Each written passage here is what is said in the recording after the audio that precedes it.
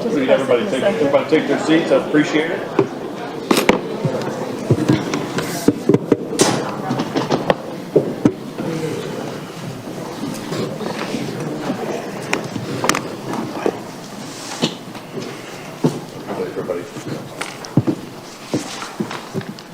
Let everybody get their seats.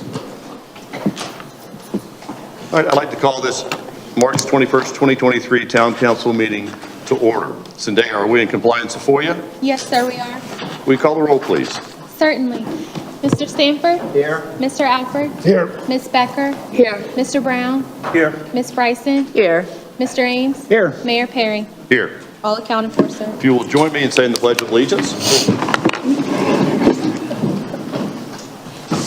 Pledge allegiance to the flag of the United States of America and to the republic for which it stands, one nation, under God, indivisible, with liberty and justice for all. If you'll continue standing, and we'll invite Pastor June Wilkins to come up and say the invocation. Thank you. Good afternoon. Let us pray. Good and gracious God, we thank you for bringing us together today. We thank you for your wonderful creation, for this beautiful island, and we thank you for all the people that call it home. I thank you for the people gathered here dedicated to service and administration. We know you love all the people you have created. Help all of us in positions of power to care for and serve everyone, regardless of age, race, culture, religion, sexual orientation, gender identity, or economic status.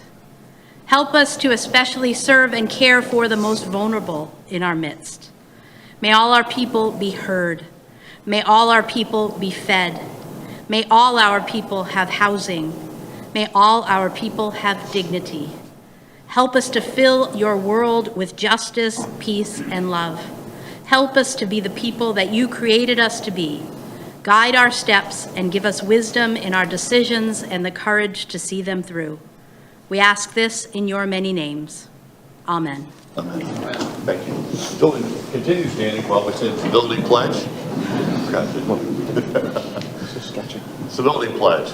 Personal pledge. I pledge to build a Stronger, more prosperous community by advocating for civil engagement, respecting others and their viewpoints, and finding solutions for the betterment of my city and town. Thank you.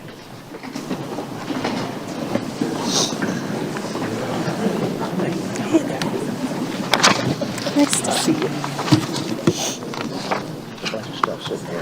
Okay, today we have meeting minutes before us for the following dates. Special meeting January 23rd, 2023. Strategic Plan Workshop January 24th, 2023. Strategic Plan Workshop January 25th, 2023. Special meeting January 31st, 2023, and workshop February 14th, 2023. Is there a motion to approve all? So moved. Second. All those, or please call a roll. Zendaya. Certainly. Mr. Stanford? Support the motion. Mr. Alford? Yes. Ms. Becker? Yes. Mr. Brown? Support the motion. Ms. Bryson? Yes. Mr. Ames? Yes. Mayor Perry? Yes. All accounted for, sir. Mr. Orlando, Town Manager's report.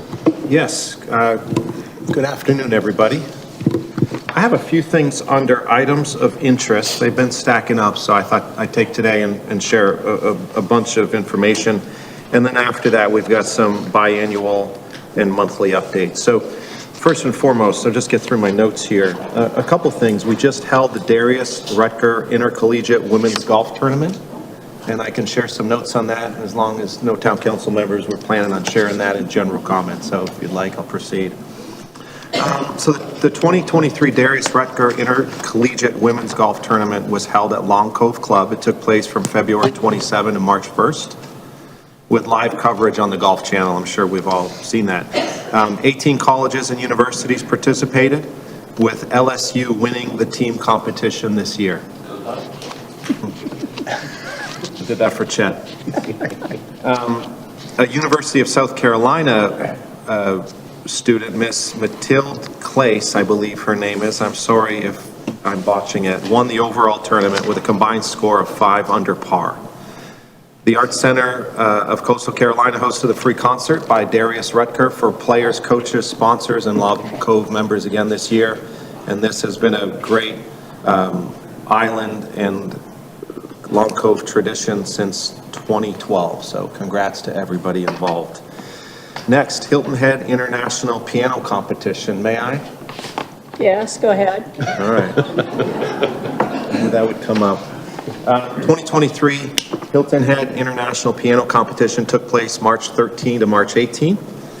This year, 18 students ranging in age from 14 to 17 competed with a combined $21,000 in prize money. First place this year, Miss Wei of China, age 14, won $10,000 and will give a concerto performance with the Hilton Head Symphony Orchestra during the 2023-24 season. So very exciting. And I know that competitors stay in the homes of host families who provide lodging, meals, transportation, and access. And then island residents also host the judges in their homes for dinners during the week of the competition. In all, over 200 volunteers devote their time, talents, and energy to help the staff of the competition. So, It was not a Ms. Wee, it was a Mr. Wee. Mr. Wee. Yes, John Wei Wee. Thank you.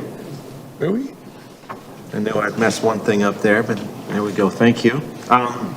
Next, Heritage is RBC Heritage is in 21 days. Onward with that. Home safety repair program. So some time ago, Town Council approved the allocation of American Rescue Plan funds in 2023 in our home safety repair program. So it's a safe and dry program that helps homeowners fix their homes for a safe and dry condition, as well as remove any dangerous trees and whatnot on site, as well as some property cleanup. We started the year with $400,000. We have $150,000 currently encumbered, $250,000 in the pipeline. 103 applications were submitted, and there are, of course, more applications than funds. 76 approved sites, and 2 contractors were recently hired, and work will be well underway very shortly. So a big thank you to Missy and Sean and Chris Yates and all the folks that come together to help advance that program. In a similar fashion, we also have a lateral sewer connection program, a same program, different focus. FY23, our fiscal year started with $200,000. We have $150,000 encumbered, and so $50,000 remained. 20 applications were received.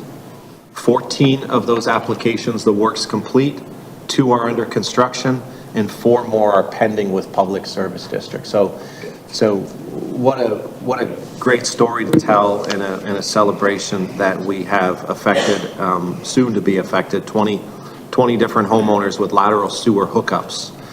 We'll exhaust the program funds in 2023, and more to come as we present, or I present, and we prepare the next fiscal year budget. And last but not least, a couple more updates. And this came from Natalie Harvey. Is Natalie here? I don't see her in the room. She's not here. Okay. All right, Ange. So each year since 1961, March has been recognized as the Youth Art Month, to celebrate arts and education for students. So here on the island and in Beaufort County more broadly, there are several notable events this month. So first and foremost, in January, 2 Hilton Head High School students, Grant Guess and Alondria, did I say that right? I practiced. Alondria Kennedy brought us 2 of the shining moments at the MLK Junior Memorial Program. Grant for his essay and Miss Kennedy for her original rap performance. In February, on February 18th, Island students received recognition for their visual art entries in the Scholastic Art and Writing Awards competition. 33 total awards. 18 Hilton Head Island students received those awards. So great job to Hilton Head Island students. 4 Gold Key winners, the highest honor from Hilton Head Island, advanced to the judging at the national level. And Alondra Kalula, Addison Fisher, Karen McDonald from Hilton Head High, and Sophia Paris from Hilton Head Prep. And then a couple more, almost there. The Island School Council for the Arts held Rising Stars recently at the Arts Center of Coastal Carolina. Top 25 acts from Southern Beaufort County performed on stage in front of a packed house. 37 students between the 3rd grade and 12th grade from all over Hilton Head Island and Bluffton area schools performed. And the top prize in the senior division went to Hilton Head Island's Kat Eberl for her lyrical dance solo, and second place in the junior division to Hilton Head Islander London Ivory for her ballet performance. And then lastly, several Hilton Head High students are also exhibiting this month at the USCB Center for Arts in the 2nd annual Beaufort County High School Regional Art Competition. So congrats to all those students.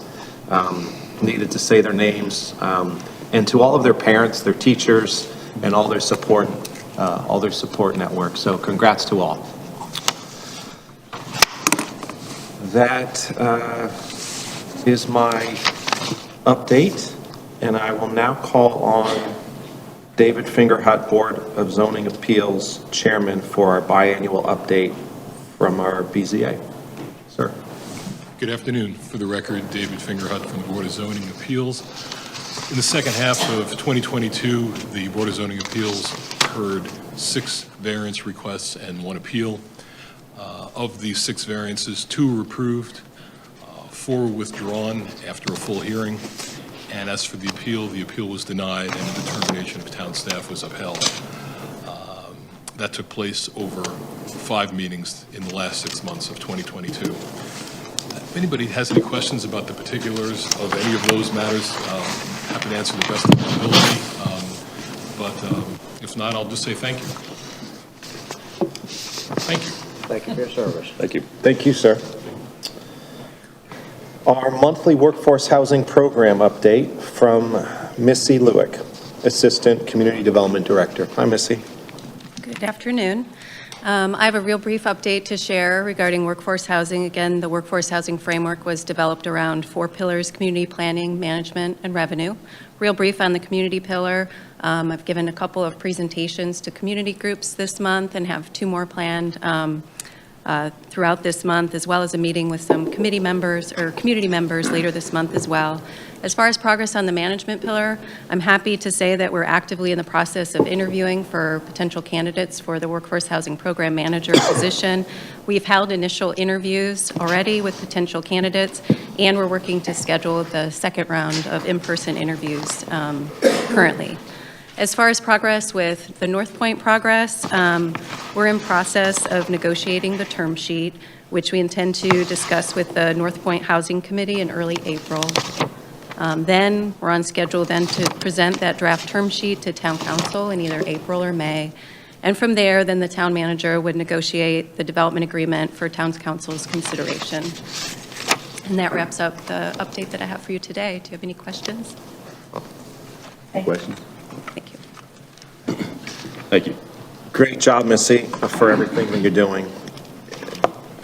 Next, a 2023 quadrennial reassessment update from Ms. Ebony Sanders with our Beaufort County Assessor.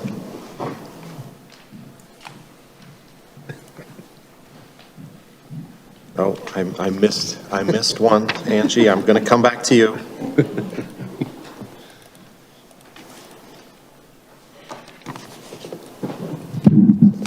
Thank you.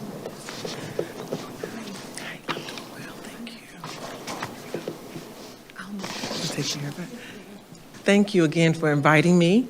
As you know, my name is Ebony Sanders. I serve as the county assessor for Beaufort County.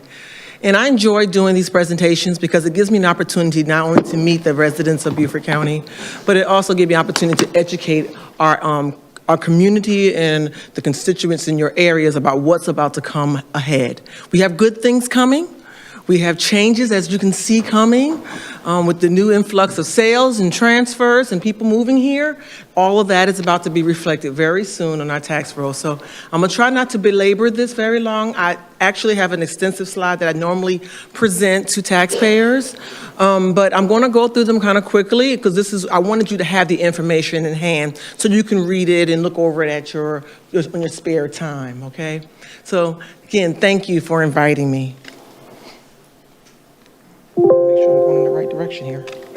Okay, so first, a lot of people want to know what our duties are as the county assessor. The responsibilities and duty for my job as the county assessor is outlined in the South Carolina Code of Law. And that the section is there, 123790. Basically, we list and discover all properties. We value those properties. We use records such as deeds and plats. We use building permits to inventory the property, to be able to list it. And we also have a hand in determining valuation with regards to it's not industrial, but mobile homes as well as manufactured homes. Another thing that we actually work on in our department that's very important, we are the gatekeepers of the legal residency 4%. That's a very hot topic for our area because of the influx of individuals moving here. So what we're here for today is talk about the reassessment, what's coming up.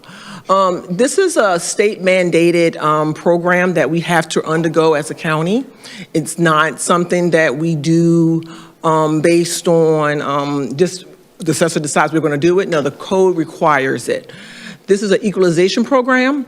It's an effort to have the property values value equitably and uniformly as of an effective date. And we'll talk more about that shortly. This time that we're going to implement that is going to be this year in the fall, and it's countywide. In a non-reassessment year, we have many reassessments. We revalue properties that's considered accessible transfer of interest, but this time is special because we're going to have one this year. The last one we implemented was in 2018. Let me go back one. Okay, so I'll get used to this in a minute. Okay, again, this is a universe of properties. We look at sales to decide on the valuation of a university of properties. As an appraiser in this department, and I'm an appraiser as well, we do not have the luxury of deciding what our assignments are going to be. For example, if you hired a fee appraiser, they can deny the assignment. Well, the entire Beaufort County is our assignment, and we cannot turn any assignment down. So we have to value all the properties that's in the county. And right now we have about 135,000 parcels. So again, everything that we do is covered in the code. It's not something we're making up. Section 1243 217A talks about that 5th year. So we implemented our last one in 18. Our new one is coming up. It's going to be in this year, in this fall. And here's the code that governs that. Now, there's reason. Why are we doing this? Again, we're on a 5-year cycle. It's mandated. There's an assessment freeze as of evaluation date. And we're going to talk about that valuation date because each reassessment has a special valuation date. And if there's any uniformity that's in the neighborhood that occurs in between cycles, countywide reassessments, well, that cures that problem. The valuation date changes, so we're going to have a new date, and that freeze is only broken in between reassessment cycles if a property transfers interest. So there's an assessment freeze. If you don't do anything and you retain your property and you didn't buy anything, you're going to be in an assessment freeze, and you're going to see in a later slide where we talk about capping, which a lot of people may be familiar with, that the properties are capped. So here's some historical data. I like to kind of give everyone an idea of what Beaufort County looks like as a whole. In 18, we implemented our last quadrennial, and you're probably going to say, you said, well, Ebony, why does the numbers keep changing? Well, we have growth. Things are still going on. People are still building new structures, buying new properties, we're getting reassessed. But in 2022, that is the total market value of the county as an entirety, and that's the taxable value. So you're saying, what is the difference? Well, the taxable value is what the assessment ratio is based on. The market value is what the value of all the properties are worth based on the assessor's record. Now, our last implementation, keep in mind, is in 2018. It had an effective date of 12/31/17. So you'll see in 23 that we have an effective date of 12/31/22. That is the effective date of this reassessment. Please remember that. I can't stress to our taxpayers enough is that when we come in and we have those discussions, we're looking at when is the effective date of this valuation. Is not right now. The effective date has actually closed. It's 12/31/22. There's quite a number of cases that went before the Administrative Law Court, the Court of Appeals, and the Supreme Court that supports that effective date of our reassessment that we're going to use. Now, let's see.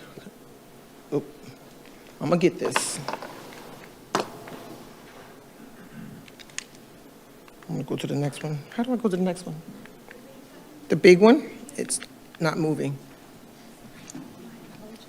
That's okay. Over? Yes, ma'am. Okay. Now, the interest is here. We're speaking, I'm speaking before, thank you. We're speaking for Hilton Head, so y'all probably are interested in your area and what's going on here. What we have here is, this is the numbers from our historical information for Hilton Head. Again, we're still in the process of formulating those numbers, analyzing the sales, determining the values for implementation this year. But as of last year, around October, November, this is the market data we had for Hilton Head, okay? So the market value is taxpayers are actually paying taxes on the taxable value, not the market value. But we have to distinguish between the market and taxable because we have to determine the valuation of all the properties. So again, I cannot stress enough, December 31st, it's based on the law. For us this year, when we implement in 2023, it's December 31st, 2022. That's the date of the valuation. So if a taxpayer come in and bring sales in and just say July, and say, look what's happening in my neighborhood, I got all these sales in July. Regardless of what the market is doing, we go back to that effective date of December 31st, 2022. And that sometimes can be a hard conversation.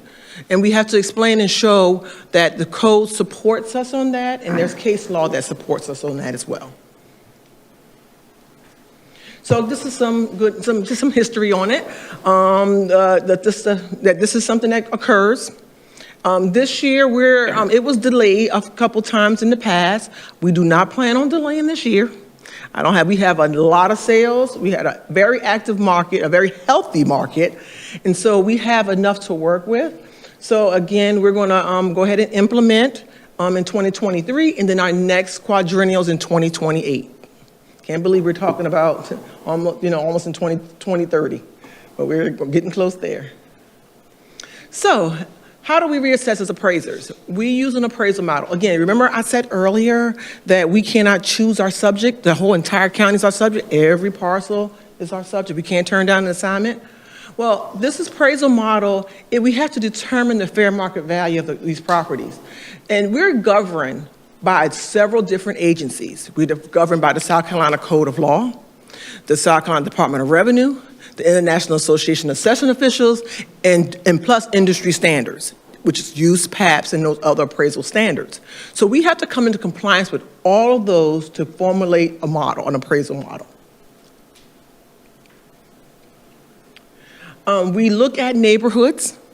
We don't, for example, if we don't take a neighborhood that's in Bluffton and use it to evaluate a neighborhood that's in Hilton Head, that doesn't make sense. It's not comparable.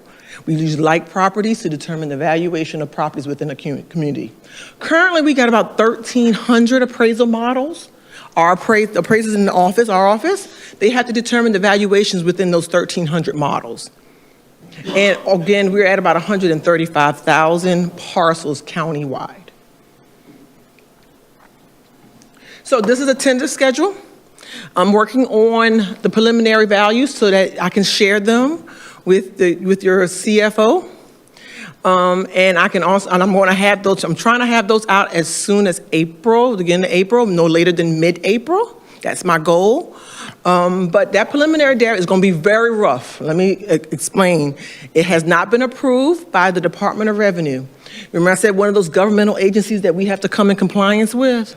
Well, the Department of Revenue requires that we submit our data to them, and they give us that pass-fail sheet. We always put that pass sheet to say that our reappraisal is good to go, and then we go ahead and submit those numbers to our taxpayers in the form of an assessment notice. So here's kind of a tentative timeline of where we're at and what we're working on. And we're going to get those information out to everyone as soon as possible.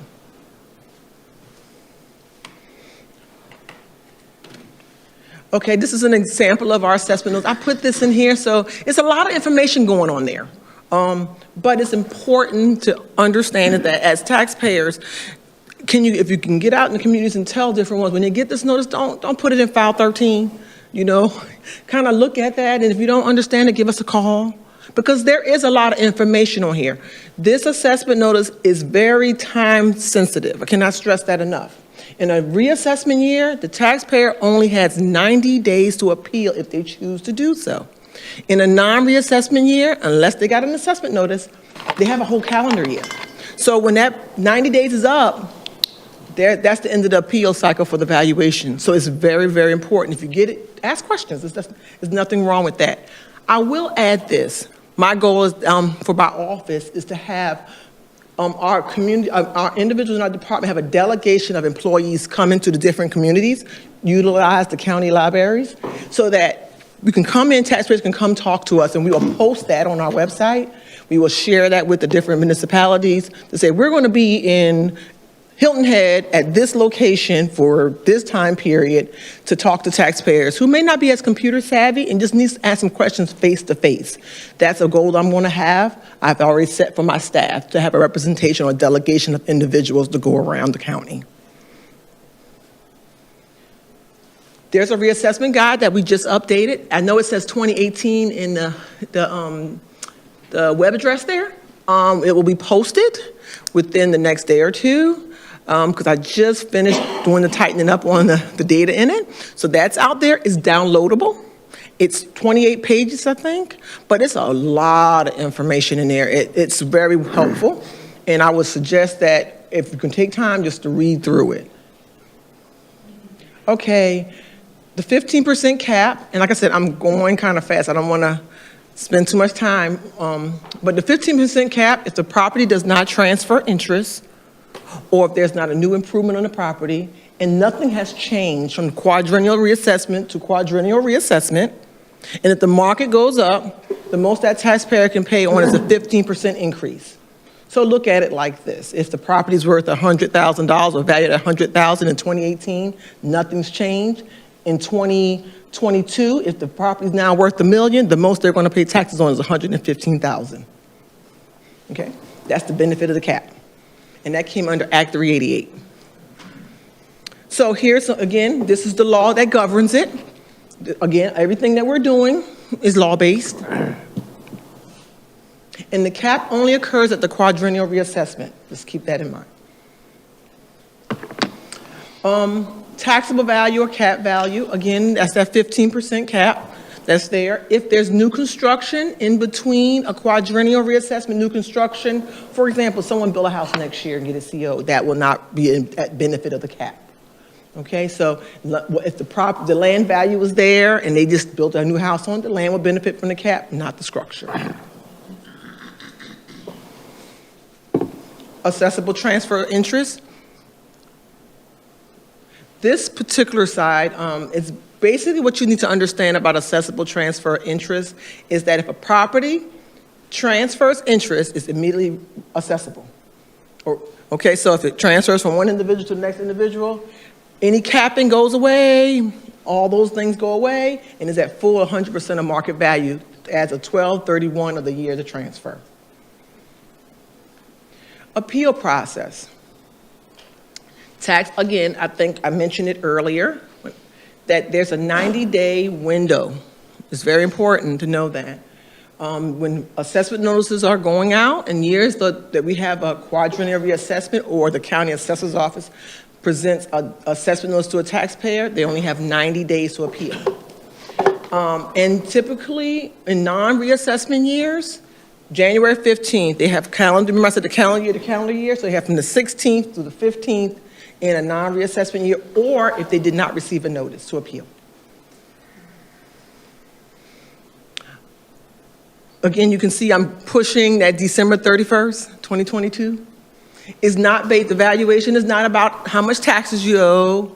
It's not based on the neighbor's property down the street, because there's different, it's based on 12/31/2022. And here's additional information about filing an appeal. If a taxpayer files an appeal and they just, for example, they misplaced that notice that we sent them, that's okay. They can write in a letter to our office, as long as you go within that 90-day window, and state on that notice what they're appealing. We encourage taxpayers to provide documents. It's not saying that it's mandated by code, but it does help that you provide evidence with regards to the valuation or your opinion of value. Now, here's I put this in the slide because a lot of confusion comes here with the legal residency and 4%. If a taxpayer looks at their notice and sees that it's at 6%, put an application in and apply for legal residence if it's your primary residence. So if it's a primary resident and you're not getting it anywhere else, apply for the legal residency. And that as well has is time sensitive. January 15th of 2024 is the time date for 2023 tax year. So here's the tax break that's available to full-time residents. It's governed by law. It exempts the taxpayer from school operation mills, and the property's at 4%, and that's the code that governs it. Now, I include this slide to give everyone an example of what the difference is with legal residency. It's dramatic. You can see, I mean, with legal residency, you're at almost 3,000 with this example. Without legal residency, you're at about 7,600. Wow. So a lot of our taxpayers feel, well, it's only a 2% difference, Ms. Sanders. It cannot really be that much. But what they're missing is the school operation mills. Our 6% property owners pay into the school operation mills. Our 4% property for legal residency do not pay into school operation mills. So that's an example that I want to show. Crazy. Okay. So you must apply for it as a taxpayer. You must qualify for it. It's not automatic. There's certain eligibility requirements. The burden of proof is on the taxpayer. The code actually outlines some tax bill, not tax bill, your SC 1040 or vehicle registration. There's parts of the domicile law that show some other things that we can ask for. But again, the burden of proof is on the taxpayer. So how do you qualify for it or how do you apply for it? We have online filing. It's on the assessor's webpage. Again, I cannot stress enough, apply before January 15th, and you can apply through our county website. So here's some of the checklists, kind of what things you may need. And this is all on our website as well. So it's there for taxpayers to be able to go through to make sure they can, check those boxes, and they can upload their documents online as well. Now, I include this slide. You should be able to access it from your PDF. We had a South Carolina Department of Revenue workshop at the county in 2019. I was a participant in that. Maybe one or two other people came as well. But here's the link to that, as well as a handout. It's kind of long. It can kind of put you to sleep here and there. However, you get to hear the South Carolina Department of Revenue speak on quite a number of topics, including millage, including the reassessment, including things with regards to how those mills are calculated. So I encourage you to actually take time to, if you have a moment, look at it and kind of go over those, that actual video. Here are the code of laws. I've included that in your PowerPoint as well. That's governing what we do and why we do and what laws tell us what we have to do when we have to do it. And again, my name is Ebony Sanders. I am your county assessor, and I enjoy, again, speaking with your group, and I thank you for inviting me here today, and I'm here to answer any questions that you may have. Awesome, thank you. Am I correct that an increase in the value of your property does not necessarily represent an increase in the tax amount that will be due? That is not the tax amount, not necessarily true. The tax amount has a couple factors involved. You have to look at your millage. Okay, so if depending on what the millage is and what other fees or anything else you're paying into that tax amount, that may cause an increase in your taxes. So when I speak on value, I'm looking at you would theoretically think if your value went up, your taxes are going to go up. However, it also depends on your millage. If there's a rollback in millage, you may see either something similar or slightly above or slightly below. But again, it all depends also on your millage rate as well. Yes, Glenn. Is the appraisal, if there is a sale, a purchase of a home before December 31, is the appraised value then based upon the purchase price, or is it based upon appraisal that you make of that property? We'll, as appraisers, we do consider the purchase price. If the purchase price makes reasonable sense in the market, we'll go with the purchase price. You'll see a lot of our taxpayers will end up with their purchase price. However, we still have to determine what the fair market value is of the property. The reason why I'm saying that is because the law says it. It says, the fair market value is what we determine. There's cases, I give this example to kind of bring it home. I tell my taxpayers, if you pay $1 for something, is it really worth $1? We wouldn't put $1 on the tax roll. We're not talking about a car here. I get it. I use that analogy to kind of understand, even if it's $10 or $100, would you put that number on? Is it really worth that? We have to go and look at the market, our appraisers look at the market and see what the market is saying, and does it reflect the actions of our buyers and sellers in the marketplace? And we adopt a number that makes sense in the market. And if the sale price makes sense, we'll go right there to the sale price. Mm-hmm. Patsy. Go ahead, Patsy. First of all, thank you, Ms. Sanders, for coming today, and I hope the taxpayers will pay attention to this. I know there was a lot of information there, but we know the market was greatly increased last year and maybe even the year before. So listen, taxpayers, to what she's told us to do. The valuation, the new valuation will be based on December 31 of last year. But this fall, you're going to get a notice of the assessment. So pay attention to that notice of assessment.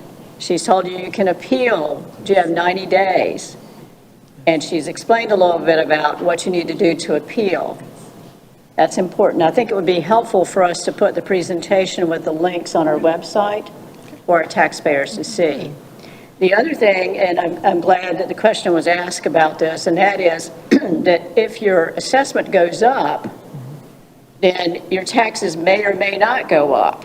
Correct. Because there's a principle I'm familiar with called revenue neutral. Exactly. So you can adjust the millage rate so that the taxes may not go sky high if your value went sky high.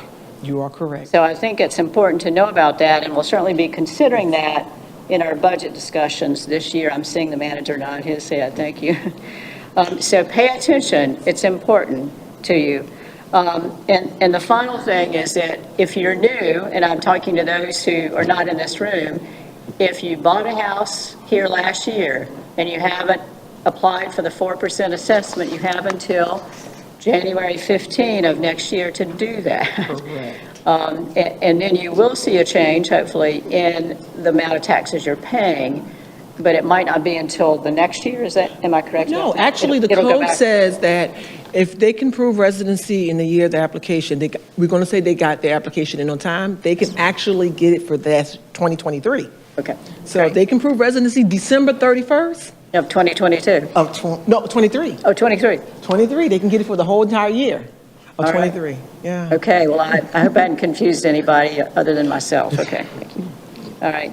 So I think that's really important for folks to know, and thank you very much for coming.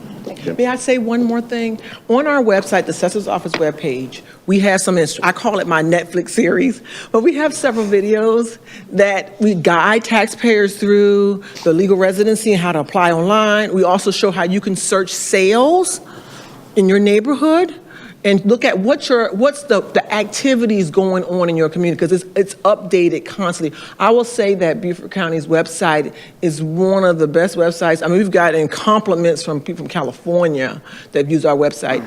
And so go there and you can actually research and do what's going on. And it's free. It's open to the public. Additionally, you can check if you apply for legal residency, we have availability now so a taxpayer can watch the status of their application as it flows through the system. Good. It used to not be so thank you. Alex. Yes, thank you, Mr. Mayor. Ms. Sanders, thank you for being here. We appreciate you joining us. We appreciate your office being so accessible and the community outreach that you have done over the years. Couple things. One, you mentioned the standards that the appraisers have to use to determine the values. Does the land's current zoning have any way into your determination? Well, the code says that we have to base the value on the present use, what is presently used. So for example, if you have a house that's zoned in a commercial area, it's being used as residential purposes. So we will value that house as a residential structure. We're not going to value it as a commercial structure, even though the zoning permits it to be a commercial structure. Long as that individual's in place, it's going to be valued as residential. Now, if it changes use, because it says in the code to evaluate based on its present use, then the valuation will change in such a way as it's commercial. So we had those conversations with our taxpayers who are concerned that they have been built all around by commercial, into a commercial area, and then they get affected by that because their valuations change. But we don't take the commercial value, for example, and determine a residential valuation. And no different do we take a residential neighborhood that has a commercial piece and to decide that, well, we're going to value it as commercial. So yes, the zoning is in place, is important. However, we have to value it in such a way as the present use. Did I answer your question? Sort of. I'm going somewhere here. I'm speaking more apples to apples versus apples to oranges, okay? So if the area is residential, okay, and you have seen an increase in sales and whatnot, will that affect your valuation versus just the base zoning is the question? Yes, it will. It will affect your market valuation. Yes. So let me say this so that we're not, I don't want people to misunderstand something. Let's look at a property owner that held their property and they've not moved from their property for many years or multiple reassessments. The area around them could be changing and growing or not or declining. But let's look at the thing in our area is increasing in value. So that taxpayer does not have to worry about that new market value if it exceeds 15%. Because the most we can tax it on is a 15% increase. However, because going back to the analogy I used, it can be valued at $100,000 last time because of the market activity, now it's $1 million. Well, the million is going to be, they're going to see the $1 million on that assessment notice. It's going to say market $1 million, then it's going to say taxable $115,000. So we have to reflect what's going on in the market. But if they hold on to it, don't do any transfer of interest, then they should be able, they will retain their cap. And that's what that capping is a protection and the shield for our taxpayers. Absolutely, thank you. That answers my question. And I would just like to follow up, Mr. Mayor, with just a comment for us on the dais. While I can appreciate the 15% cap, okay? And I also wholeheartedly appreciate where we've seen some increases over time in property values and also taxable values, okay? We all enjoy the fact that we're bringing in more money to take care of our quality of life here on Hilton Head, okay? But also just bring this to our attention because as we move into this exercise of district planning, okay, I want us to just realize that 15% may not seem like a lot to all, but those that are on fixed incomes, it could mean a lot, okay? And also, let's all pay attention to the difference between the 4% and the 6%. And the reality of that is, in many cases, where individuals that are native to the lands are not interested in selling their land, but if I die tomorrow and leave my property to my son, who does not live here, he automatically goes from 4% to 6%. That is a huge difference, okay? And I'm not pointing the finger at you by any means. No. Can I say something real quick? Absolutely. I'm sorry to cut you off. Please forgive me. I have to stop and say something. Let's use the analogy that you just gave. Yes. Are you, in your example, are you living in your home and getting 4%? Yes. Okay, under the South Carolina Code of Law, it says that if you gave it to your son, and it doesn't say, they said your child, they don't say what age, could be 90, and if the property's at 4%, then that property is not gonna lose its cap. It doesn't get reassessed. It remains at, it doesn't go to the full market value. So there's certain parts of the code that shield examples like yourself. For example, if I transferred my property in a divorce to from husband to wife in a divorce, that property is not, does not consider, is not, it doesn't lose its cap, is not reassessed. So your son will benefit from the capping, but he will lose out on the legal residency. The increase to 6% is where I'm Correct. going. And again, I appreciate the cap, but still, you're going to have a substantial increase.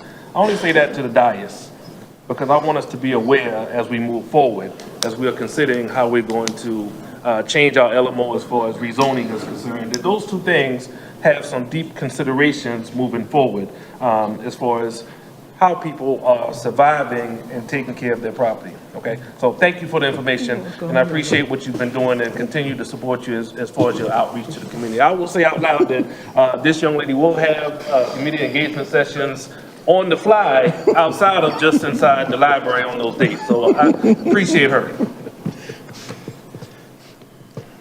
Tammy. Yes, it's a question that's actually related to what Alex was talking about, and that is we now have within our residentially zoned neighborhoods commercial enterprises that still call themselves residential homes in the form of rental properties. And with those rental properties, oftentimes their value based on sale or return on their original investment drives up the price of the home. And so how does that impact the rest of those folks who live in a residential neighborhood and actually live there as a resident? I think it's a distinction that we need to hear a little bit about. Okay, well, so let me break the question up into a couple parts. So when we're looking at a property in a neighborhood, from what I understand, what you're telling me is that you have a neighborhood that's residential primarily, you have an investor or someone that comes in and will either do a long-term or short-term rental. And then from your perspective, they're saying that they're just driving the property values up because of those type of investors. Well, what we'll do is we identify based on we look at the willing buyer and willing seller. What is typical for those type of transfers between individuals. If that's typical for the neighborhood, then we have to follow the market. The market leads us where we have to go. But if that is an outlier, we're going to look at the actions of what the other sellers are doing in the community. So not necessarily would that property, that one or two or how many of those investor properties are going to increase the entire neighborhood. We're going to look at the actions of all that and analyze those, say, by getting our data from MLS, by getting our data from just doing our research and find out who's involved and what's going on here. There are times when we actually kick sales out because it doesn't make sense with it's an outlier, and we necessarily don't use that. So we actually, when we start looking at the valuations, we analyze it. We go down those sales and we make the determination. Now, I will say this with regards to the rental properties, even short-term rentals.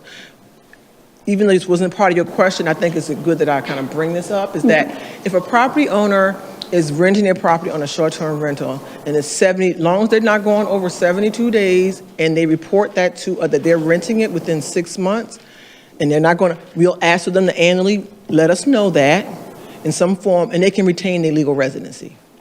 So that's also there. I'm putting that out since we are bringing that. I know this wasn't part of your question, but I think it's good since we have people listening and watching. Sure, that's an important element for a separate group. But yeah, so I think that when we're looking at sales, we have to look at all the sales. That's why, we don't just take one or two and decide, well, we're going to just run them all up because of these one or two. But if those are the only two outliers, the only two sales in the community, we have to go into other communities that look very similar to our subject and see if it makes sense. Is this making sense in the market? And if it makes sense in the market, we have to actually value what the market is telling us to value it at. Thank you for your answer. And I think that's another point that this group of council members and mayor and town manager needs to think about as more and more of our residential neighborhoods are being taken over by short-term rentals, not one, two, or by one owner, but multiple homes within the same neighborhood, which will then hurt those who are still using those neighborhoods to live in on a daily basis. I imagine that appeals might come from those types of situations. Thank you. David? A quick question, but thank you. You're being very generous with your time. I appreciate that. You said that Hilton Head has approximately $20 billion in market value. Do you happen to know what percentage of that is residential and what percentage the remaining is commercial? Well, with the valuation, I don't have that available at my present time. I can pull it up on my laptop over there. But I can tell you that when I looked at the number of legal residency applications, Hilton Head is pretty much, I would say that it's not increasing like Bluffton, for example. Y'all are basically, you're not declining, y'all not increasing, y'all are pretty holding at about 12,000 property owners that are claiming, a little more than 12,000 property owners that are claiming their legal residency. So y'all are holding. Where did you go? You wore out the microphone. Thank you. I rely on him all the time. But when you have that 12,000 property owners, a little more, because I mean, some years it may be 12, 13, you're holding pretty at that amount, pretty much at that amount. It's not declining or increasing. I can get numbers for you, what their values represent when I provide, even, if you want it from the 22 number, yeah, I can provide that. I'm just really only interested in the ratio residential properties to commercial properties of the $20 billion of value on Hilton Head. Thank you. The ratio? I can get it for you.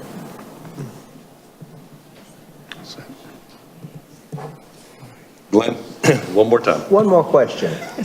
I believe there's an exemption or a special exemption for citizens who are 65 or older. Can you explain that as well? Yes, that exemption is done through the county auditor's office. It is for property owners that are 65 and older that you have to file through their office, and they can tell you more about it on their website. Okay. But I would suggest you go and contact them. I don't want to speak out of turn with regards to that, but you're correct. There is an exemption for age and disability. Thank you. Well, Ms. Sanders, thank you so much for the information and answering these questions and being put on the spot and doing such a great job. I think you've given us all a little bit more comfort about the assessment that's coming later this year, well, starting in April. But thank you. So, Mark. Thank you, Ms. Sanders. Thank you. Thank you. All right. Not many tax assessors get a clapping, so you did well. It's rare. And Angie Stone, Assistant Town Manager, is coming up, and she's going to give a brief communications quarterly update.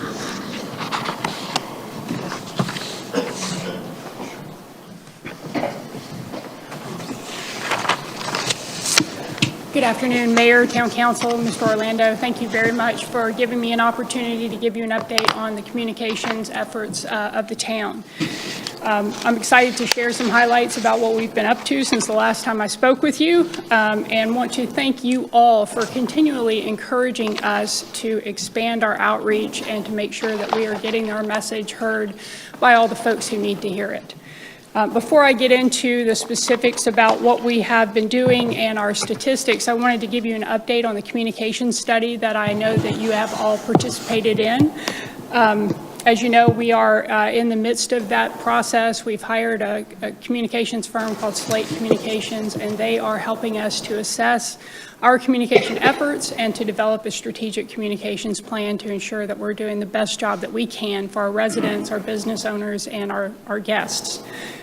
So where we are right now, they have evaluated our collateral, what we have used in the past, our processes. They have met with and surveyed internal and external stakeholders. I know that many of you participated in one-on-one interviews with them.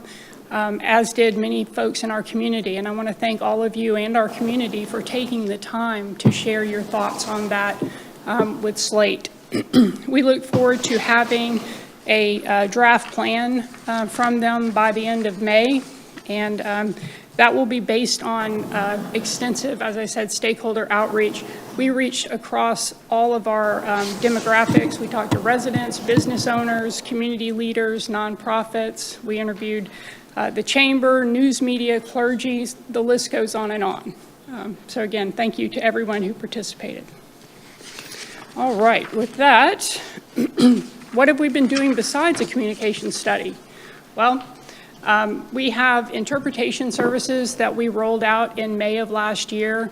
As you're aware, we have a talented team of folks who are working in this arena in terms of communications. We have Renee Tuttle, who's our web developer. We've got Carolyn Grant, who is our communications director and focuses on our more traditional media. And then we've got Kelly Spinella, who is a talented graphic designer and our social media manager. So our interpretation services, again, we rolled those out last May to better interact with our community. Since that time, we've had usage by every one of our departments.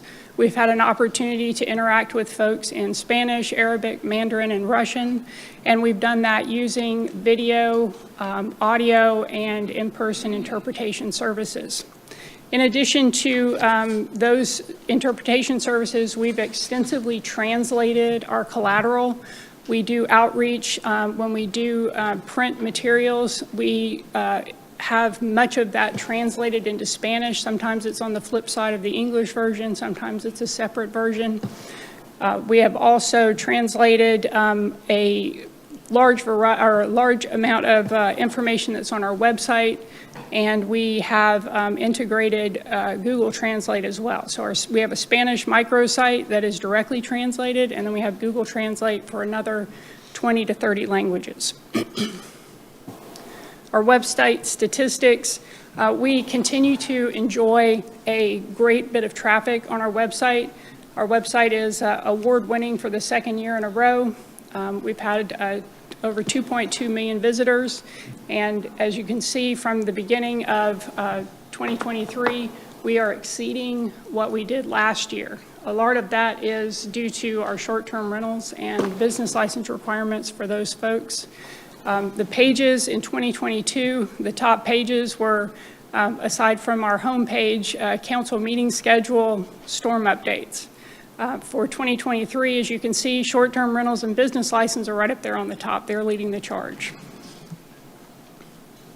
Our Spanish site, again, this is a microsite that's available directly from the town's website.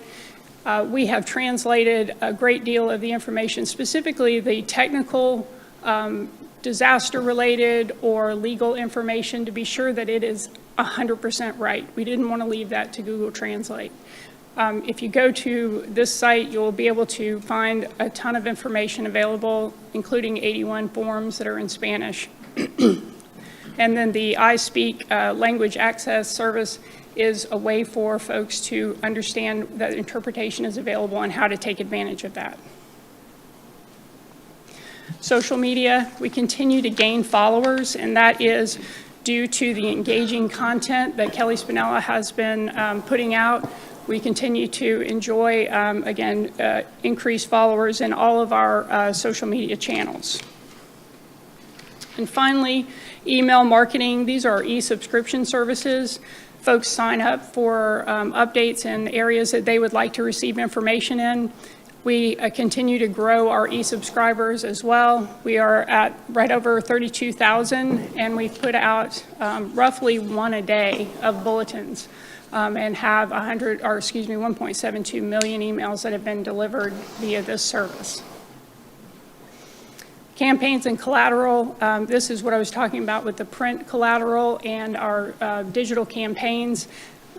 Working with our talented graphic designer, our communications director, and our website developer, they come together to really put together some great engaging collateral. Very attractive, draws the eye, provides great information, and much of this, again, is translated into Spanish as well. media and interviews. We continue to reach out to our local media folks and pitch stories. We have folks who appear regularly on WHHI, and we also have magazine and news content that is monthly. Thank you for giving me a few minutes to talk with you about our communications. Are there any questions from any of you? I have a quick one. Okay, David? Angie, you may not have the answer to this because it has to do with the 911 call, but if a non-English speaking resident or visitor calls 911, what happens? We have an interpretation service. We use Language Line with our, verify with the chief, yes. We use Language Line for all of our interpretation services, including 911. I just wanted to verify they hadn't changed. So that the response is relatively instantaneous? Yes. Okay, thank you. Language Line is very good in terms of audio interpretation and video. The night that we went out and did the PIT count, the point-in-time count for our unsheltered residents, we were able to access a video interpreter for Spanish at 10 o'clock at night within a minute. So it is very instantaneous, even when you're doing video interpretation. Thank you. Yes, sir. Any other comments? Tammy? Just thank you, and the entire team, for what you're doing. Congratulations on the second award for the website. It is very good. And I think the best thing we can do is communicate well with our residents and interested visitors who come to Hilton Head. So thank you for all that work. Appreciate Absolutely. it. That is our heart, is to be sure that everyone who needs or wants the information has access to it. Thank you. Thank you. And I'm sitting here smiling inside from ear to ear. I know that Renee and Kelly and Carolyn are such a big part of your team, but you are shining and great job. Thank you. And that concludes my report of the town manager, Mayor. Okay. General reports from town council. Alex, we'll start with you. General reports. No general reports, sir. Patsy? Yes, if I might, just briefly. First of all, thanks very much to the town manager for mentioning the Darius Rucker tournament and also the Hilton Head International Piano Competition. My husband and I had the wonderful delight and honor to host one of the competitors in the International Piano Competition this year, and her mother, who is also her teacher. And as I sat at the final concert on Saturday night, I had a couple reflections, because the previous night I had attended the world premiere of the play entitled Mitchellville, put on by the Lean Ensemble Theater. And so these are my quick thoughts. But in the last few weeks, I've had incredible opportunities to experience the gifts of culture, wellness, and ecosystem on our island. From the International Piano Competition to the Darius Rucker Collegiate Women's Golf Tournament to the St. Patrick's Day Parade, to the world premiere of the play entitled Mitchellville, there have been incredible expressions of artistry and community. The young pianists range from 13 to 17 from 6 different countries, and the young female athletes were of college age, as the town manager mentioned, from all over the U.S. From the bassoons of the symphony to the bagpipes of the parade, from the notes on the pages of the composers to the words on the pages of the play. From the bunkers to the birdies, we experienced expressions of artistry. As we paraded under the canopy of trees on Pope Avenue and walked along the lagoons of Long Cove, we bowed to the environmental gifts of our ecosystem. From Gullah history to Irish history, from islands in Asia, home of the pianist, to this island on the U.S. coast, we have traveled in time and in place. I express my grateful thanks to the many, many volunteers in our community who have helped with all of these events, and to sponsors and to participants. Our community is richer, more inclusive, and more connected as we live out the visions of our plan.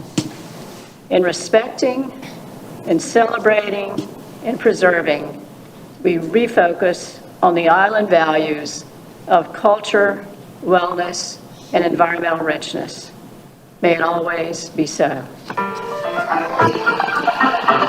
That's my pianist. Well orchestrated. Nice, David, nice. Any general reports from you, David, besides that? Always wanted to help. Any general reports? No, sir. Steve? Lynn? I've got a couple. Over the past couple of months, besides St. Patrick's Day, which they actually got it pulled off, even though it rained, a couple other great festivals, Seafood Festival and Wing Fest, both very successful events, and another avenue to create a lot of great things for our community.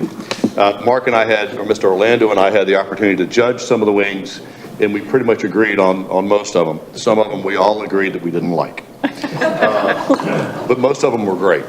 I do want to take a moment and recognize 3 individuals that were either current residents or previous residents that had made great impacts to our community. The first being Jim Farini, who was an avid golfer and was really instrumental in teaching kids to play golf, and just very important individual in that realm.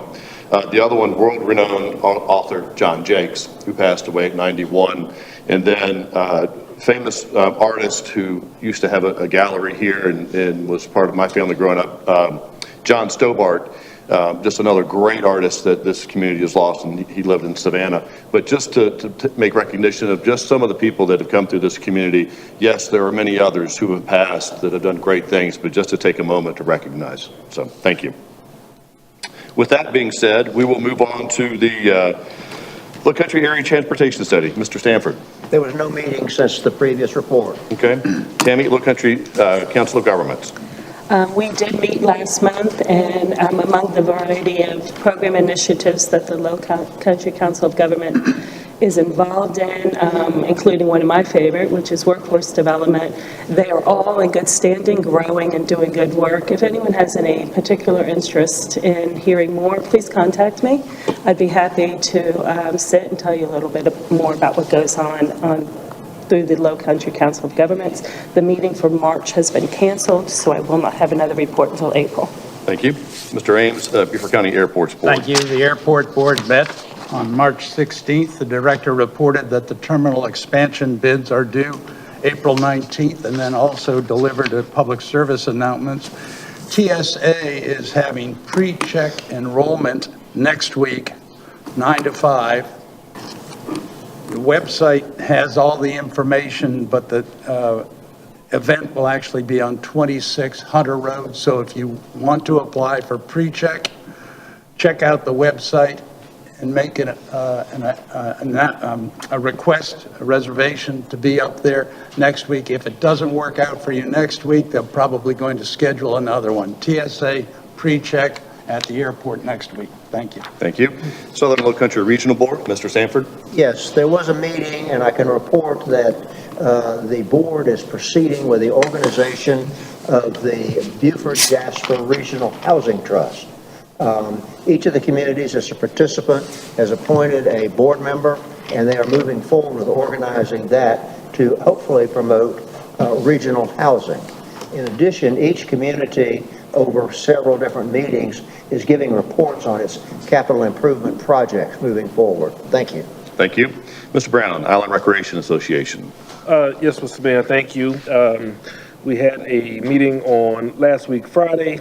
The item of interest that I wanted to bring to y'all's attention is the fact that the Island Rec Center pool is over capacity, and there's a discussion around the opportunity as we go through our study of the parks and implementation of park amenities that we take another look at the conversation around having a secondary pool in our community. Okay. Anything else? That's it. Thank you. Ms. Becker, Community Services, Public Safety. So we've been busy and had several meetings, the first of which we received a report from the Hilton Head Island Fire and Rescue, and continue to be very impressed with the work that they do here on the island. They not only impress us, but they are the finest and receive accolades across the country. We also received a report from the Beaufort County Sheriff's Office and look forward to more information from them. them. Our additional meetings were held to review and interview applicants for open seats on boards, committees, and commissions. And at our last meeting, we heard more about the beach parking program that is being worked on, anticipated to begin operation on April 1st. As a reminder to current beach pass holders, they are valid through the end of May, but please look for notices forthcoming, which should begin shortly around April 1st for renewals. That's my report. Okay, Mr. Ames, Public Planning Committee. Thank you, Mayor. The Public Planning Committee met on March 9th for discussion and presentation of the LMO assessment and timeline. The committee requested staff to expedite specific items, floor area ratio, scale, and height. Thank you. Thank you. And Mr. Brown, Finance and Administrative Committee. Thank you, Mr. Mayor. F&A Committee met today at 1 p.m. We had a host of items, 5 total, one of which will be coming to full council for consideration, which is the intergovernmental agreement between Beaufort County and ourselves with the transportation and library impact fees. We were able to have a preliminary discussion with our affiliated agencies. We will take another look at those and have a recommendation come before council. And also another preliminary conversation with our DMO today. Very good discussion. The chamber has laid out a community cornerstone plan that has some strategies within that they will be sharing with the entire council. I encourage all of us to take a look at that. More to come as far as conversations there. And we had 2 items that we were not able to hear, but we will be calling a special meeting to tackle those. Thank you. All right, thank you all for your reports. Appearances by citizens. I would like to remind our citizens that each person has 3 minutes to address Town Council. At the end of the 3 minutes, you are asked to conclude your comments. Please maintain a decorum suitable for the meeting and refrain from using any profane, abusive, or obscene language. If you have any materials you would like to give Town Council, please give to the Town Clerk after you're finished speaking. Zendaya, do we have anyone signed up to speak today? Yes, sir. Our first citizen is Mr. Rex Gale. Mr. Gale?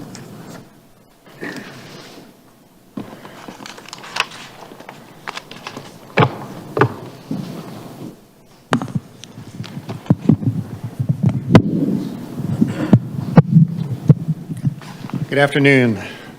Sea Pine Circle is failing, not meeting the town's 2.5-minute total average delay efficiency measure, and traffic delays are only increasing with the recent removal of the toll booth. I know the town's hired consultants to address the issue, and recommendations have included a dual-lane circle. Perhaps the best solution is a very simple one. The town of Hilton Head's strategic action plan has identified the need to improve the efficiency of Sea Pine Circle as part of its right-size infrastructure strategy.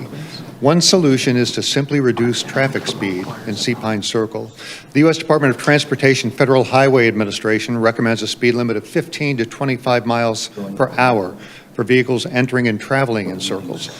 The Insurance Institute for Highway Safety recommends that same 15 to 20, and South Carolina Department of Department of Transportation similarly recommends 15 to 20 miles per hour. Slowing traffic also helps drivers to see pedestrians and bicycles more easily, helping to achieve another town strategic plan objective of pedestrian and bicycle safety. The speed limit at the Sea Pine Circle is 35 miles per hour, almost twice the South Carolina Department of Transportation recommended speed. High speed is the root cause of failure of the Sea Pine Circle. What do traffic engineers recommend? First, lower speed limits to 25 miles per hour approaching the circle, and then to 15 miles per hour when entering and traveling in the circle. Today's traffic is entering the circle at much higher speeds, and traffic in the circle is accelerating, not slowing, allowing cars to enter. Slowing traffic will allow vehicles to enter much more smoothly, and entering traffic will not be afraid of those accelerating vehicles hitting them. Slowing traffic should result in constant vehicle movement and no long lines of vehicles waiting to enter the circle. Second, maximize traffic calming strategies, also a town strategic priority, including new prominent signage, pavement markings that don't exist today, to further reduce traffic speed as vehicles approach the circle, including flashing speed limit signs and possibly rumble strips. Third, a single lane circle is safer than a dual lane circle and It will be safer for pedestrians, bicyclists, and the significant older population that lives on Hilton Head Island. Lastly, it will be a very simple thing to at least pilot this approach, and it will cost very little time to work. Will it work? According to traffic engineers, it should, with very minimal investment. And if it works, the town will help to meet its total average delay efficiency measure and help many of the town of Hilton Head other strategic priorities. So simply, let's find out and let's try it. Thank you for your attention. Thank you, Mr. Gill. Zendaya next. Yes, sir. Mr. Sam Einfeld. Makes a lot of sense. Backup traffic. Oh, that's gonna happen anyway. Mayor, Safety part, I understand. council members, thank you for your time. In 1985, my wife and I bought a condo down here, and up till recently, we've really enjoyed it. And our condo is at 239 Beach City Road. I think many of you know that is the current location for a cat sanctuary.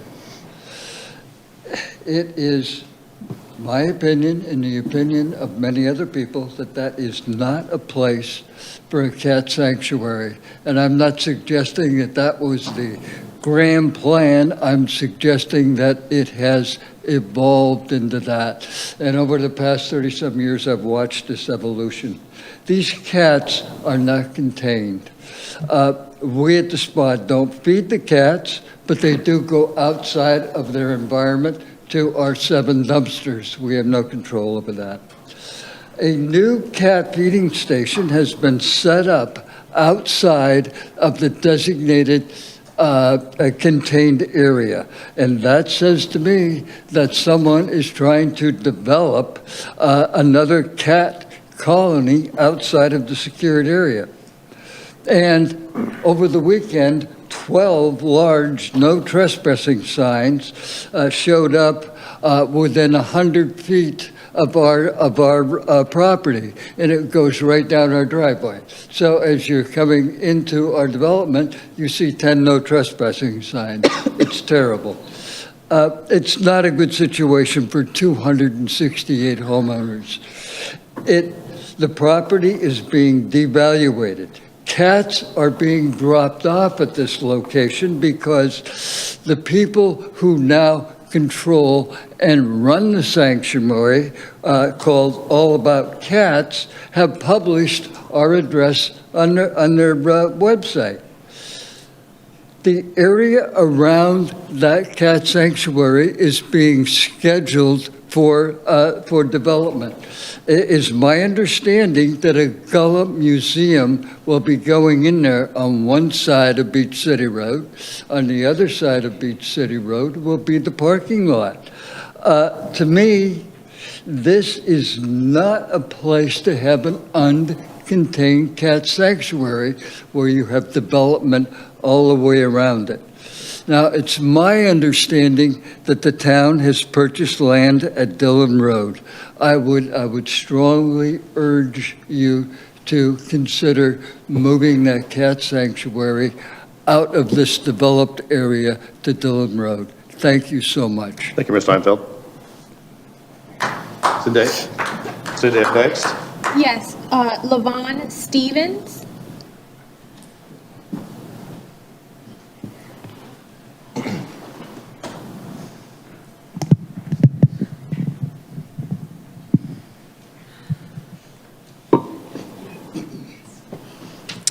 Good afternoon, Mr. Mayor, members of Town Council, Mr. Orlando, our Town Manager, Levon Stevens, Chair of the Town of Hilton Head Island Gullah Geechee Land and Cultural Preservation Task Force, for the record. Thank you for this opportunity to speak before you. We've done some great work as a Town Council, the Planning Commission, and of course with our staff and the Gullah Geechee Task Force. It's come to my attention that there are some concerns about development in our historic neighborhoods and throughout the town. I encourage you all to continue to hear and address the concerns of the total community. The Town of Hilton Head Island Gullah Geechee Land and Cultural Preservation Task Force was created in 2017 as a subcommittee of the Planning Commission. This task force was formed after the town council recognized the Gullah culture as a priority. Over the years, there has been a disturbing trend in loss of Gullah-owned properties. The Gullah Geechee Task Force in the town hired Walker & Associates, a consulting firm, to come and study the Gullah Geechee culture on Hilton Head and document the issues facing cultural preservation. There were 36 recommendations that evolved from the study. Town Council adopted the report in 2019, and 16 of those recommendations were inserted in a priority work plan. Included in that work plan were items pertaining to family compounds, family subdivision, and of course an overlay district. Since that time, staff has refocused the overlay district in developing a redistricting or districting plan for our historic neighborhoods. I am encouraging us to stay focused on the plans and the work that we've been doing for the last 4 years. The town has invested a lot of resources in addressing the issues facing cultural preservation and building trust in our native island community. Let us continue to do the good work of representing all the citizens of the community and avoid hasty decisions that lead to unintended consequences. Too many times we have rushed to respond to the voices of the moment and find that we must go back and repair policies and amendments. Let us take our time and get it right. The Gullah Geechee Task Force and staff are focused on plans for redistricting our historic neighborhoods. We realize that what works in one neighborhood may not work in another neighborhood. So in conclusion, I encourage you to stay focused on the priorities, listen to the voice of the Gullah Geechee citizens represented in our task force. We represent multiple communities, and not to get sidetracked by voices that were not here when we were doing these studies and developed this report, and also to level the economic playing field for our Gullah culture and those citizens who have been here for so long. These recommendations have been on the table for 2 mayors and now a 3rd mayor, and going back as far as Tom Peoples. So please, let's keep up the good work that we've been doing for the last 4 or 5 years. Thank you, Mr. Thank you.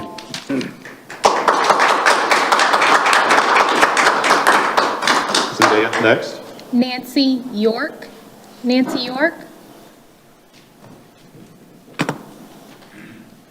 I'd like to appoint my 3 minutes to Skip Hoagland.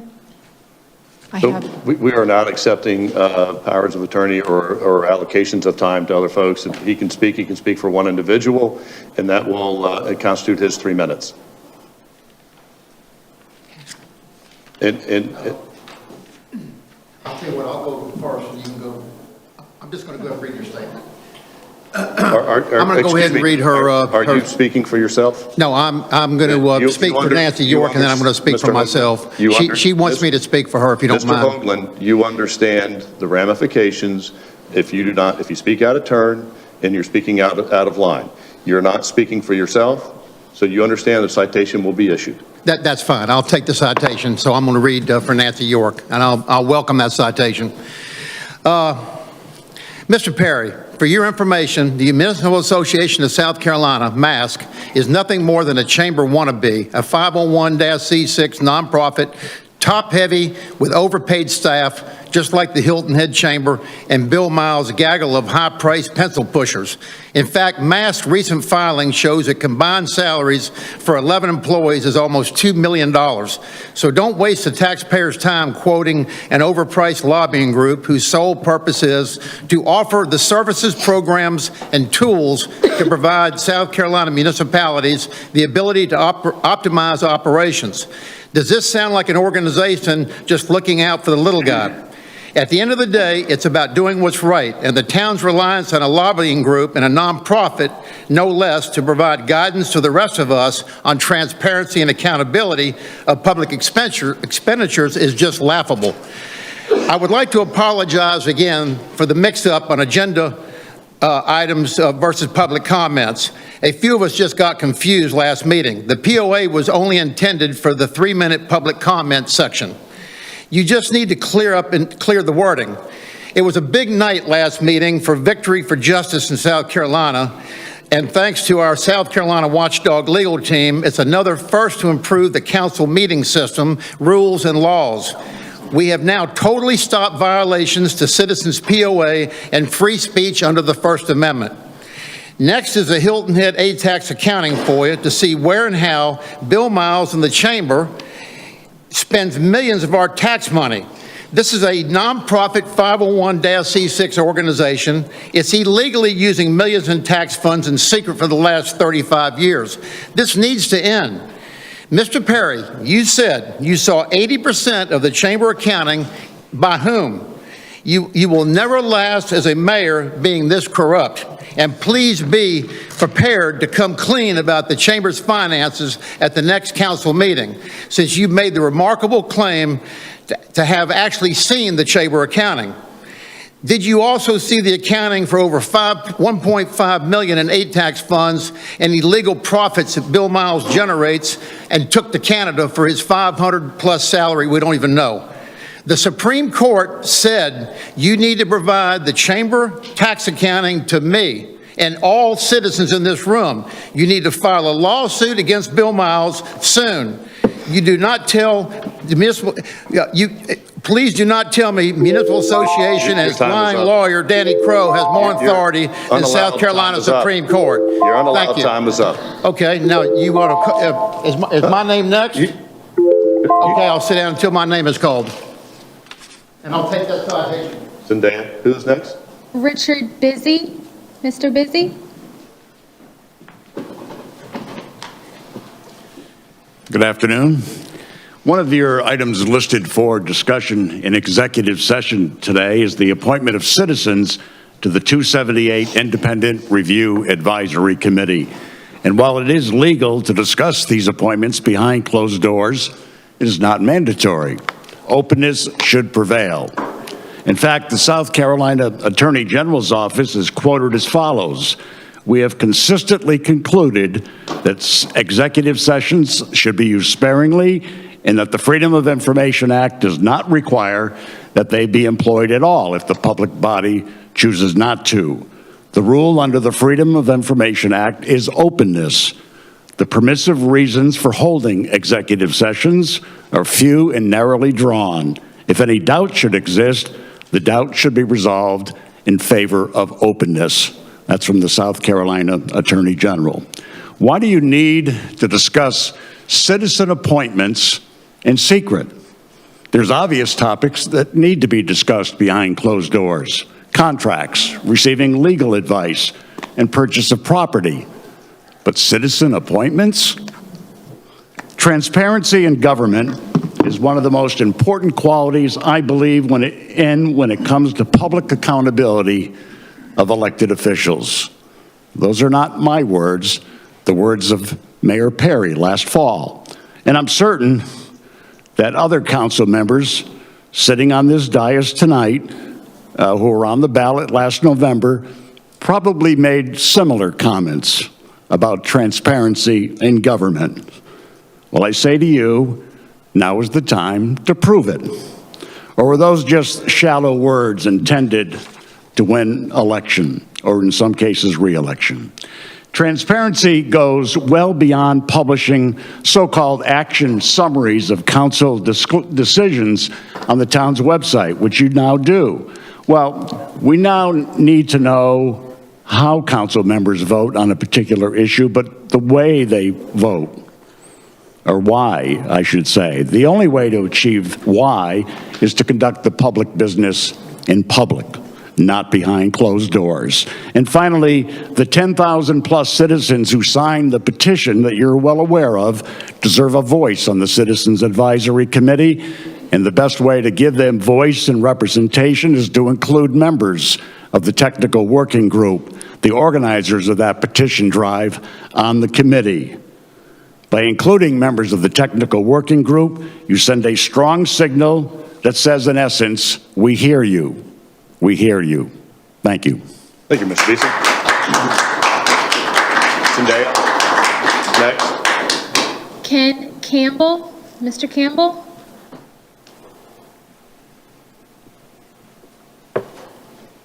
Thank you, Mr. Mayor, council members, and staff.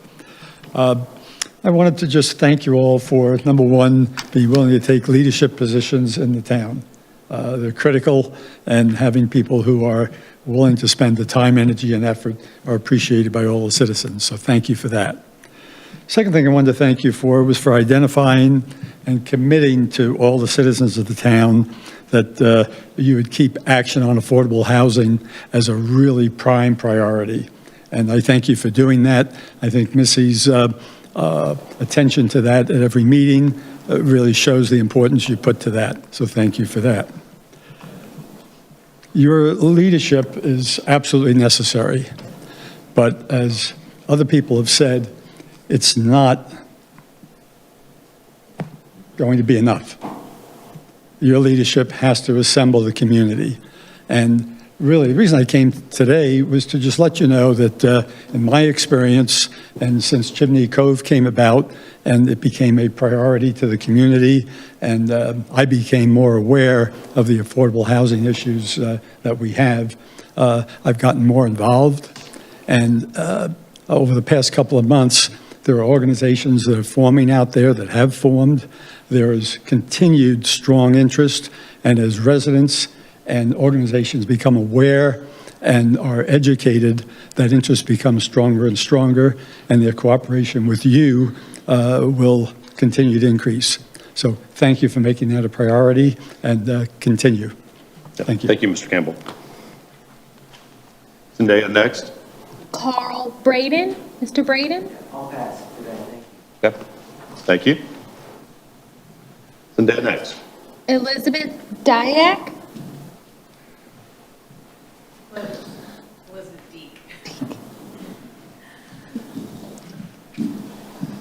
Good afternoon, council members, Mayor Perry, Mr. Orlando. Appreciate the opportunity to be here today. I'm Elizabeth Deek, and I'm an attorney at Parker Poe. I represent the Weston, and we noticed that this was on the agenda in executive session today, so this might be premature, but wanted to just point your attention to some correspondence. We've been in negotiations with the town for about 2 years on activities on the beachfront in front of the Weston. There's some correspondence. I prepared a memo. I'm here and would like the opportunity to discuss it at the appropriate time. I did have an opportunity to talk to Curtis Coltrane before this meeting, and so I think we're going to follow up and talk tomorrow, but just wanted y'all to know that I'm here and can answer any questions if you have any. Thank you. Okay. Thank you, Ms. D. Zendaya next. Rhonda Carper. Rhonda?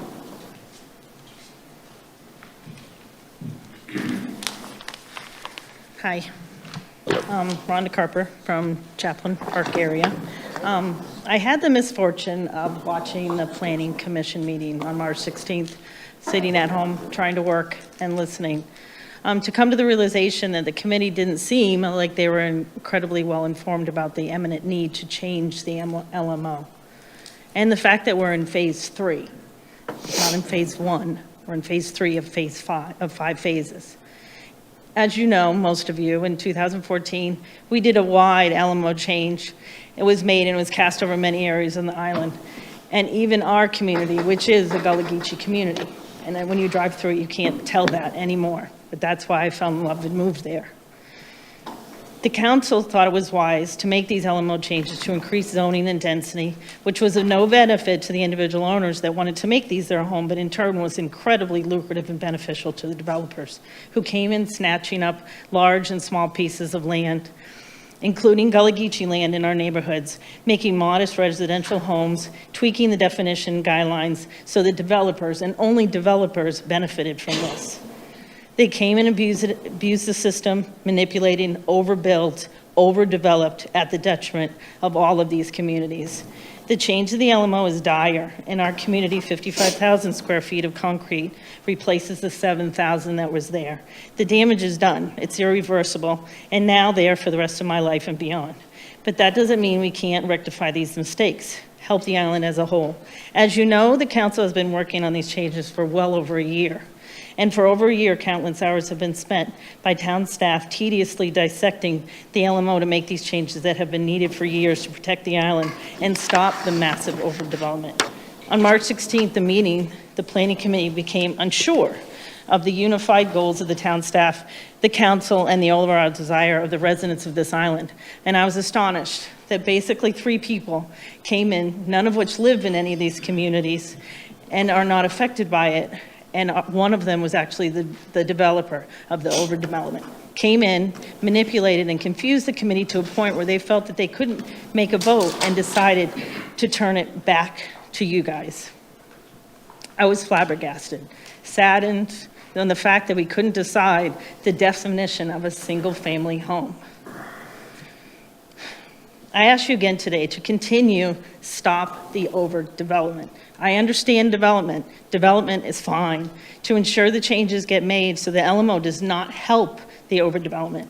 I invite you again to come and visit these communities and see what these changes have already done. The dire need for these changes, I have concrete proof. I drive past it every single day. Oh, and please pass this invite on to the Planning Commission. So come see with your own eyes, come see what you can do. I stand here before here, not as a selfish triad, but with the goal and to stop the greed and the profit. Thank you. Thank you, Ms. Harper.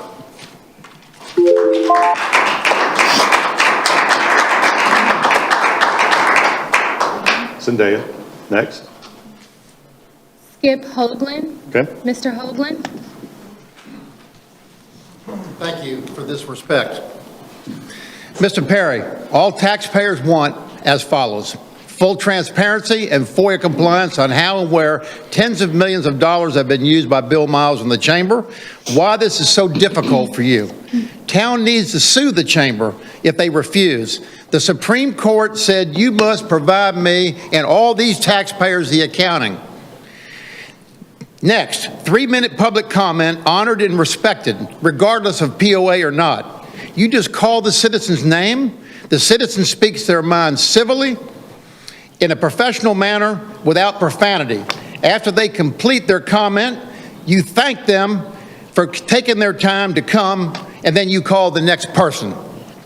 Taxpayers expect you, all Beaufort County officials, to fully comply to ATAX FOIA for all nonprofits with their detailed accounting and comply to all state and federal laws. Mr. Perry, we expect you to provide the 80% of the receipts and invoices you said the Chamber showed you. I assume this is your friend Bill Miles. If not, who? Explain why they showed you this accounting prior to you being elected when no other elected official could get access. Miles told the last 2 mayors that his accounting on millions of tax funds was his secret sauce, and it was none of their business. That's outrageous. Mr. Perry, I don't believe you saw 80% of anything. You understand lying under oath is a crime. We caught Mayor Lisa Solka committing perjury under oath. We caught Kim Likens and past town lawyer Greg Alford scheming the illegal criminal use of $200,000 in tax funds for Likens' frivolous private defamation lawsuit. This was an attempt to profit Likens and her lawyers' pockets, just like Solka's $50 million judgment with her Murdoch lawyers. Anybody ever heard of Murdoch in this room? Why was town lawyer Alford allegedly fired and replaced with his former law partner, Curtis Coltrane? Also reported by the Island Packet, these 2 lawyers have been behind the legal fee overbilling for years and hidden in the budgets and audits and not detailed out. Why no opportunity for other lawyers and law firms? Beaufort County keeps passing the baton to the same crooked insiders from town to town. Alford to Coltrane, Gruber from Beaufort, Orlando from Bluffton, and now we have racist attorney Hulbert to Beaufort. Just an incestuous cesspool of insider corruption to rob taxpayers blind with no audits. Lastly, Mr. Perry, what makes you so special that Miles would open the Chamber books to you and nobody else? Can you explain that? Thank you very much. And I'm looking forward to that citation. Please bring that citation to me. Thank you, Mr. Hoagland. Zendaya, is there anybody else to speak?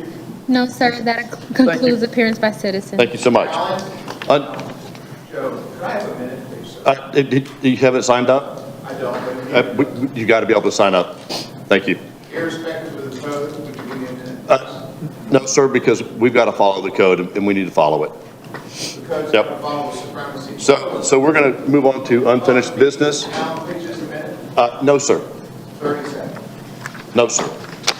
We have a policy, and that policy is to sign up prior to, so no, sir.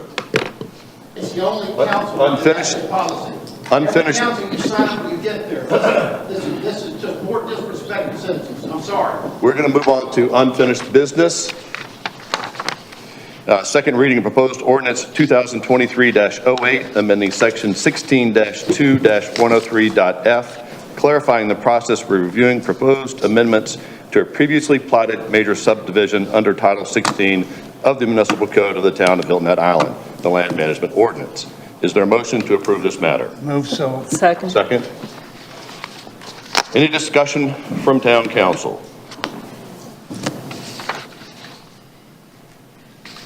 Okay. Any comments from the audience? Mr. Williams. Thank you, Mr. Mayor. I'm Chester Williams. I just wanted to again voice my concerns about not including commercial subdivisions in this. I mean, we came back from the Planning Commission where they had struck the line single-family residential so that it would include commercial subdivisions. I just don't understand why commercial property owners deserve less protection than residential property owners. Thank you. Thank you. Any other comments from the public? Seeing none, I'll bring it back to the council, to the dais. Any other comments? Yeah.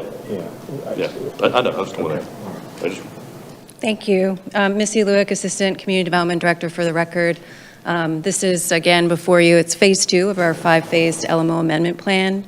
And I just wanted to respond real quickly to the commercial subdivision component to this, and add that all commercial subdivisions are major subdivisions. We haven't had any applications for a commercial subdivision within the last 2 years, and the majority of those on the island are older. And unlike residential subdivisions, commercial subdivisions are developed with the potential for a variety of uses and intensities, and all new commercial developments also require development site plan review. And that provides the process for additional analysis, such as traffic impact analysis, parking, and development standards. And so it's staff's interpretation that commercial subdivision amendments would most likely be utilizing the plat stamp application process, and that the current proposed amendment that was read at first reading is the one that we support. Okay, thank you. Any questions? Okay. Zendaya, will you call the roll, please? Certainly. Mr. Stanford? Yes. Mr. Alford? Yes. Ms. Becker? Yes. Mr. Brown? Support. Ms. Bryson? Yes. Mr. Ames? Yes. Mayor Perry? Yes. Motion carries, sir. Mr. Orlando, I understand there is a need to enter into executive session. There is, Mayor, a few items pertaining to discussion of personal matters pursuant to FOIA Act 3478-1 as represented on your agenda as 12A. 12B, receipt of legal advice from town attorney on matters covered under 34782 related to item B on the agenda, as well as discussion of negotiations regarding the proposed contractual arrangements for the North Point Public-Private Partnership Housing Project, according to FOIA Act Section 34782. Couple more, discussion of negotiations pertaining to contractual arrangements per FOIA 34782 as item D on your agenda. Item E on your agenda reads discussion of negotiations pertaining to proposed contractual arrangements for a beach franchise agreement pursuant to FOIA Act 34782. And lastly, negotiations regarding proposed sale or purchase of property pursuant to FOIA Act 34782 regarding cell phone towers. Mayor, I move the council go into executive sessions for the reasons cited by the town manager. Do we have a second? Thank you. All those in favor, please raise your right hand. So moved. Thank you.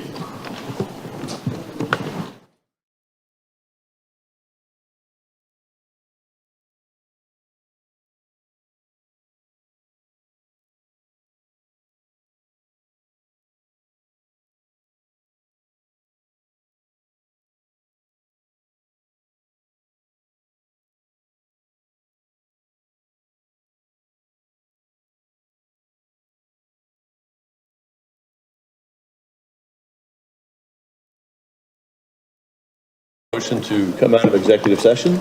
So moved. Second. All those in favor, raise your right hand. Mr. Ames, do we have any action coming out of executive session? Yes, we have two motions. The first is I move that we nominate Alex Brown and David Ames to serve as a town council representative on the Gullah Geechee Historic Neighborhoods Community Development Corporation, along with Peaches Peterson to serve a term of 3 years, Terry Brubaker to serve a term of 2 years, and Pastor Lewis Johnson to serve a term of 1 year, with each respective term expiring on June 30th. All right, do we have a motion for a second? Second. Okay. Any discussion from council? I voiced my opinion while we were going through names and coming to this point that I would prefer to not just have a name, but an interview process to properly feel comfortable making any vote to affirm that the names be moved forward. Okay. So. Any comments from the audience? Okay, bring it back to the dais. No more discussion. Cynthia, will you please call the roll? Certainly. Mr. Stanford? For the motion. Mr. Alford? Yes. Ms. Becker? No. Mr. Brown? Support. Ms. Bryson? Yes. Mr. Ames? Yes. Mayor Perry? Yes. Motion carries, sir. Okay. David, anything else? I have a second motion. I move that we nominate Mayor Alan Perry, Diederik Avocat, Willie Young, Edward Warner, and Charles Walzak to serve on the William Hilton Parkway Gateway Corridor Independent Review Advisory Committee, and further that Herbert Ford would be appointed as an alternate Stony community member. Second. Second. Any discussion from council? Any discussion from the community? Could you just repeat the names, please? Yes, I'd be happy to. Mayor Alan Perry, Diederik Avocat, Willie Young, Edward Warner, and Charles Walzak. With Herbert Ford as an Oh, alternate. and Herbert Ford as an alternate. Yep. Yes. All right. Any other discussion from council? Okay. Cynthia, will you call the roll, please? Certainly. Mr. Stanford? Yes. Mr. Alford? Yes. Ms. Becker? Yes. Mr. Brown? Support. Ms. Bryson? Yes. Mr. Ames? Yes. Mayor Perry? Yes. Motion carries, sir. Any other business? Seeing none, go home.